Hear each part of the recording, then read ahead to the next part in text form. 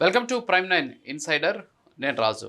పవన్ కళ్యాణ్ని తెలంగాణలో అడుగు పెట్టనివ్వం, అదే హైదరాబాద్లో అడుగు పెట్టనివ్వం అని చెప్పేసి తెలంగాణకు సంబంధించినటువంటి కొంతమంది మేధావులు ప్రెస్ క్లబ్లో మాట్లాడినటువంటి పరిస్థితి. సరే, ఇదంతా కూడా పక్కన పెట్టేస్తే పవన్ కళ్యాణ్ చేసిన తప్పేంటి? పవన్ కళ్యాణ్ ఏమైనా చెప్పారా? ప్రొఫెసర్ నాగేశ్వర గారిని వచ్చేసి నేను అమిత్ షాతో మాట్లాడినటువంటి విషయాలను బయటపెట్టండి, లేకపోతే మీరు ఊహించుకొని చెప్పండి అని చెప్పేసి ఆయన ఏం చెప్పలా. వాస్తవంగా వివాదానికి ఆజ్యం పోసింది ఎవరు? వివాదాన్ని స్టార్ట్ చేసింది ఎవరు? ప్రొఫెసర్ నాగేశ్వర్ గారు. సో, ఆయన మేధావి. అంతేకాకుండా ఆయన బహుముఖ ప్రజ్ఞాశాలి కూడా. మరి అలాంటి వ్యక్తి వచ్చి ఎక్కడో జరిగినటువంటి ఒక సమావేశంలో జరిగినటువంటి ఇన్నర్ మీటింగ్‌లో ఇది జరిగింది అని చెప్పేసి ఆయన బయటపెట్టారు. బయటపెట్టిన తర్వాత సహజంగానే అది ఒక రాజకీయ టర్న్ తీసుకున్నటువంటి పరిస్థితి. దాన్ని ఏ విధంగా వైఎస్ఆర్ కాంగ్రెస్ పార్టీ వాళ్ళు ట్రోల్ చేశారో చూసాం. మరి అదే సందర్భంలో వాళ్ళు ట్రోల్ చేస్తే జనసేనోళ్ళు ఖాళీగా ఉంటారు కదా! సో, వాళ్ళు కౌంటర్‌లు ఇవ్వడం స్టార్ట్ చేశారు. సో, స్టార్ట్ చేసిన సందర్భంలో అదొక వివాదంగా మారింది. సో, ఆ వివాదంగా మారిన తర్వాత కొంతమంది జనసేన పార్టీకి సంబంధించిన నాయకులు కొన్ని పోలీస్ స్టేషన్‌లకు వెళ్లి తన దగ్గర ఎలాంటి ఆధారాలు లేకుండా ఇలాంటి నిరాధారమైనటువంటి విమర్శలు చేశారని చెప్పేసి కంప్లెయింట్లు ఇచ్చారు. దాని మీద పవన్ కళ్యాణ్ గారు స్పందించారు. పవన్ కళ్యాణ్ గారు తనదైన శైలిలో ఆయన మాట్లాడడమే కాకుండా గతంలో ఆయనతోటి ఉన్నటువంటి సాన్నిధ్యాన్ని చెప్పారు. సో, పోలీసులు అరెస్ట్ చేయడానికి వెళ్లారు అనేటువంటి విషయాన్ని ఆయన దృష్టికి రాగానే నో, నో, నో అలా చేసేదానికి కుదరదు. సో, ఆయన మీద నాకు గౌరవం ఉంది. సో, అలాంటి ఆయన జోలికి వెళ్ళొద్దు. సో, అని చెప్పేసి ఆయన చెప్పానని చెప్పేసి కూడా చెప్పినటువంటి పరిస్థితి. ఇది ముగిసిపోయినటువంటి వివాదం అనేటటువంటి మాటను కూడా ఆయన చెప్పేశారు. చెప్పేసిన తర్వాత మళ్ళీ తెలంగాణలో మేధావులు మళ్ళీ బయటకొచ్చారు. బయటకొచ్చి పవన్ కళ్యాణ్ పెళ్ళిళ్ళ గురించి, పవన్ కళ్యాణ్ వ్యక్తిగత జీవితం గురించి, పవన్ కళ్యాణ్‌కి సంబంధించినటువంటి అనేక అంశాలన్నీ కూడా మాట్లాడుతూ పవన్ కళ్యాణ్‌ని ఒక తెలంగాణ ద్రోహిగా ముద్రించే ప్రయత్నం, అంతేకాకుండా తెలంగాణకి హైదరాబాద్‌లో అడుగుపెట్టనివ్వని చెప్పేసి తొడలు కొట్టి తర్వాత వచ్చేసి అక్కడ మీసాలు మెలేసి వెళ్ళినటువంటి పరిస్థితి. ఇవన్నీ కూడా పక్కన పెడితే అసలు పవన్ కళ్యాణ్ తెలంగాణకి చేసిన అన్యాయం ఏంటి? పవన్ కళ్యాణ్ తెలంగాణ వాసులకు చేసినటువంటి అన్యాయం ఏంటి?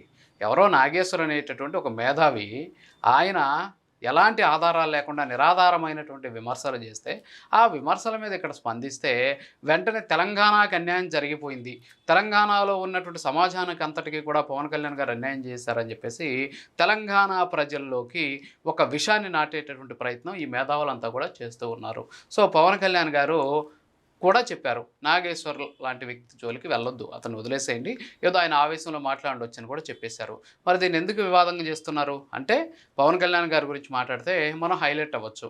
పవన్ కళ్యాణ్ గారి గురించి మాట్లాడితే మనకు ఒక ₹4 డబ్బులు వస్తాయి యూట్యూబ్‌లో కావచ్చు, ఫేస్‌బుక్‌లో కావచ్చు, మనకు సంబంధించినటువంటి సోషల్ మీడియాలో. కాబట్టి పవన్ కళ్యాణ్ గురించి ఏదో ఒక అంశాన్ని మాట్లాడేస్తే మనం వార్తల్లో నిలవచ్చు అనేటటువంటి ఒక ఆలోచన తప్ప, ఏదో పవన్ కళ్యాణ్ మొత్తం తెలంగాణ సమాజానికి ఏదో చేసేసినట్టు ఇష్టానుసారంగా మాట్లాడారు. యెస్, పవన్ కళ్యాణ్ మీ మేధావుల దృష్టిలో చేసింది తప్పే.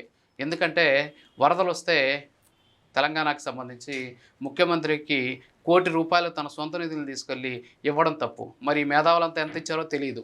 తర్వాత అదే తెలంగాణకి సంబంధించి కోవిడ్ వచ్చినటువంటి సందర్భంలో అక్కడ తన వంతు సాయం చేసినటువంటి పరిస్థితి. ఈ మేధావులంతా అప్పుడు ఎక్కడున్నారో తెలీదు. అలాగే అక్కడ కొండగట్టు ఆంజనేయ స్వామికి దగ్గర దగ్గర ₹35,00,00,000 టీటీడీ నిధులు తీసుకెళ్ళి అక్కడ అభివృద్ధి చేసేటటువంటి పరిస్థితి. మరి అప్పుడు మాట్లాడుండొచ్చు కదా! మీ ఆంధ్రాకి సంబంధించినటువంటి డబ్బు మాకెందుకు? మా ఆంజనేయ స్వామికి మేము చూసుకుంటాం. మేము ఇప్పుడు మాట్లాడుతున్నటువంటి మేధావులమంతా మా ఆస్తులనో లేకపోతే మా దగ్గర ఉన్న డబ్బునో తీసుకొచ్చి మేము పెడతాం. నువ్వెవరు ఇచ్చేదానికి? నీకేం అర్హత ఉంది? అసలు మా తెలంగాణకి డబ్బులు ఇవ్వడానికి నువ్వెవడివి? అని చెప్పేసి మరి మాట్లాడుండొచ్చు. మరి ఆ రోజు ఎవరు కూడా మాట్లాడినటువంటి పరిస్థితి. ఇవన్నీ కూడా పక్కన పెడితే చేనేతకు సంబంధించి ముఖ్యంగా తెలంగాణలో సిరిసిల్ల కావచ్చు, కొన్ని చోట్ల అక్కడ చేనేత కార్మికులు ఆత్మహత్యలు చేసుకుంటుంటే చేనేతను ప్రోత్సహించడం కోసం ఉచితంగా ఈయన బ్రాండ్ అంబాసిడర్గా మారినటువంటి పరిస్థితి. తెలంగాణకు సంబంధించినటువంటి విద్యార్థుల సమస్యల మీద పోరాటం చేశారు. అక్కడ రైతులకు సంబంధించినటువంటి అంశాల మీద పోరాటం చేశారు. గిరిజన తాండాలకి నీళ్ళు ఇచ్చేటటువంటి ప్రయత్నం చేశారు. అంతేకాకుండా ఇవన్నీ పక్కన పెడితే తెలంగాణలో ఒక రకమైనటువంటి విప్లవ గేయ రచయితగా ఉన్నటువంటి గద్దర్‌కి అత్యంత అభిమాన వ్యక్తిగా మారాడు. అంతేకాకుండా ఆంధ్రప్రదేశ్‌లో జరిగేటటువంటి ఆ పార్టీ ఏ కార్యక్రమం అయినా సరే గద్దర్‌ని స్మరించుకోకుండా ఆయన కార్యక్రమం చేయనటువంటి పరిస్థితి. అంతెందుకు మొగిలయ్య. మరి మొగిలయ్య ఎవరికి తెలుసు? సో, ఆయన వాయించేటువంటి వాయిద్యం ఎక్కడో ఒక మారుమూల ప్రాంతంలో పుట్టినటువంటి వ్యక్తి ఈరోజు ఢిల్లీలో పద్మశ్రీ తీసుకునే స్థాయికి ఎదిగాడంటే అదంతా ఎవరి వల్ల వచ్చింది? ఆయనకి 'భీమ్లా నాయక' సినిమాలో అవకాశం కల్పించి, ఆయనకి ఆర్థిక సాయం చేసి, ఆయనకు సంబంధించినటువంటి కళని వెలికి తీసుకొచ్చి, దాన్ని తీసుకెళ్ళి పద్మశ్రీ ఇచ్చే స్థాయికి తీసుకెళ్ళాడు. మరి ఆయన తెలంగాణ వ్యక్తి కదా! మరి తెలంగాణ వ్యక్తికి ఆంధ్రప్రదేశ్‌కి సంబంధించినటువంటి వ్యక్తి చేయడం ఏంటి? తెలంగాణ అంటే విద్వేషం కదా! మరి పవన్ కళ్యాణ్‌కి మీ దృష్టిలో. సో, హైదరాబాద్‌లో అడుగుపెట్టడానికి కూడా అవకాశం లేనటువంటి వ్యక్తి కదా ఆయన. అసలు మీరెవరు చెప్పడానికి? హైదరాబాద్‌లో అడుగు పెట్టొద్దని మీరెలా చెప్తారు? ఇది మా రాష్ట్రం అని చెప్పేసి మీరెలా చెప్తారు? అంటే భారతదేశంలో ఉన్నామా? లేకపోతే ఇంకా వేరే ప్రాంతంలో ఏమన్నా ఉన్నామా మనం? అంటే కనీసం మాట్లాడేటటువంటి మేధావులు కేవలం హైప్ కోసమో, లేకపోతే ప్రజలంతా కూడా మనం ఏం మాట్లాడినా సరే వింటున్నారు అనేటటువంటి ఒక దృక్పథంతోనో, లేకపోతే మనం చెప్పేటటువంటి సోది వింటున్నారు అనేటటువంటి ఆలోచనతోనో మీరు వచ్చేసి ఇష్టానుసారం మాట్లాడేసి మీ సోషల్ మీడియా హ్యాండిల్స్‌లో వాటిని పోస్ట్ చేసుకున్నంత మాత్రాన తెలంగాణ ప్రజానీకానికి అంతా తెలుసు. ఇప్పుడు పవన్ కళ్యాణ్ గారికి, అలాగే ప్రొఫెసర్ నాగేశ్వర్ గారికి మధ్యనే వివాదం ఉంది. దీన్ని ఎందుకు మీరు ప్రాంతాల వివాదంగా మార్చేస్తున్నారు? దీన్ని ఎందుకు తెలంగాణ, ఆంధ్రప్రదేశ్ వివాదంగా మార్చేస్తున్నారు? అసలు ఆంధ్రప్రదేశ్‌కి తెలంగాణ ఇష్యూ ఇక్కడ ఎక్కడ ఉంది? అసలు ప్రొఫెసర్ నాగేశ్వర్‌కి సంబంధించినటువంటి విషయంలో ఖచ్చితంగా ఈ వివాదం ముగిసింది అని చెప్పేసి చెబుతూ ఉన్నటువంటి పరిస్థితి ఒక పక్క పవన్ కళ్యాణ్ గారే. మరి అలాంటి సందర్భంలో ఇంకా ఆయన 3 పెళ్ళిళ్ళ గురించి, ఆయన వ్యక్తిగత జీవితం గురించి ఇవన్నీ మీకెందుకు? అంటే మీరంతా కూడా మేధావుల ముసుగులో ఏం చేయాలనుకుంటున్నారు? తెలంగాణ సమాజం ప్రతి ఒక్కటి కూడా గమనిస్తూ ఉంటుంది. తెలంగాణ ప్రజలేమి అమాయకులు కాదు. మీరు ఇప్పటి వరకు వాళ్ళ మెదళ్లలో నాటినటువంటి విషాన్ని ఇప్పటి వరకు భరిస్తూ వచ్చారు. ఇలాంటి విషయాల్లో మీరు తొందరపాటు చర్యలకు పాల్పడి ఈ విధంగా పవన్ కళ్యాణ్‌ని బదనాం చేయాలనుకుంటే మాత్రం తెలంగాణ సమాజం ఎట్టి పరిస్థితుల్లో సహించేటటువంటిది లేదు. తెలంగాణలో ఉన్నటువంటి ప్రజల కోసం, తెలంగాణకి సంబంధించినటువంటి అక్కడ జరుగుతున్న అనేక కార్యక్రమాలకు సంబంధించి ఆయన తన సొంత నిధులు ఇచ్చినటువంటి వ్యక్తి ఎవరైనా ఉన్నారంటే అది పవన్ కళ్యాణ్ గారే. మరి గద్దర్ని తీసుకొచ్చి హైలైట్ చేయలేదేమి మరి మీరు? అలాగే మొగలైని మరి మీరు హైలైట్ చేయలేదేమి? ఎవరో పవన్ కళ్యాణ్ అనేటటువంటి వ్యక్తి చేస్తే తప్ప ఆయన ఎవరో కూడా ప్రజానీకానికి తెలియనటువంటి పరిస్థితి. సో, ఖచ్చితంగా మీకు సంబంధించినటువంటి విలువైనటువంటి ఆలోచనలు ప్రజలకు ఇవ్వండి, విలువైనటువంటి సమాచారాన్ని ప్రజలకు ఇవ్వండి, విలువైనటువంటి అంశాలను ప్రజలకు ఇవ్వండి, ప్రజా సమస్యల మీద పోరాటం చేయండి. అంతేగాని ప్రొఫెసర్ నాగేశ్వరరావు గారు ఎక్కడో విన్నటువంటి మాటల్ని, ఎవరో చెప్పినటువంటి ఒక పిట్టకథను తీసుకొచ్చి ఇక్కడ అదే నిజం అని చెప్పేసి నమ్మించేటటువంటి భ్రమల్లో ఆంధ్రప్రదేశ్ని పెట్టాల్సిన అవసరం ఏంది? ఆయన తెలంగాణ మేధావి అంటున్నారు. మరి ఆంధ్రప్రదేశ్ రాజకీయాలతో ఆయనకేం పని?